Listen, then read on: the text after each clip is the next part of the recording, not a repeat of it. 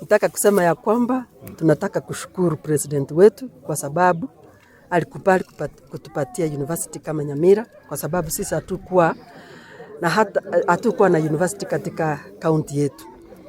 Na vile alituahidi ya kwamba tukifanya haraka hata Mei tutahesapewa hiyo university. Kwa hivyo ile challenge kidogo ambayo tuko nayo ni mahali gani ambapo hiyo university itakuwa. Lakini tunajua ya kwamba hata kuna sheria ambayo iko kwa councils ya university ambayo hata wakikuja kwetu wataweza tuonyesha mahali pasuri ambapo tutaweza weka university.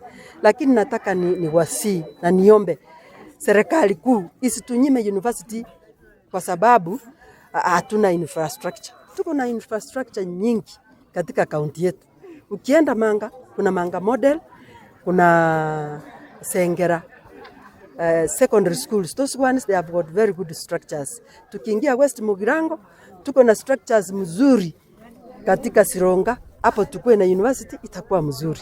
Hata kuna ingine hapo Senator Kebaso na Bomondo Primary, kuna nafasi nyingi hapo. Hata Riakimai kuna nafasi nyingi. Hata tukienda North Mugirango, tuko na nafasi nyingi hapo.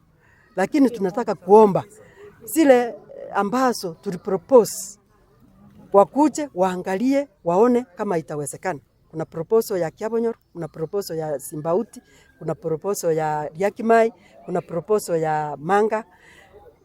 Sote hizo ambazo nimeongea, tuko na nafasi hapo, lakini tunajua sio sisi ambazo tuko na hamuri ya mwisho.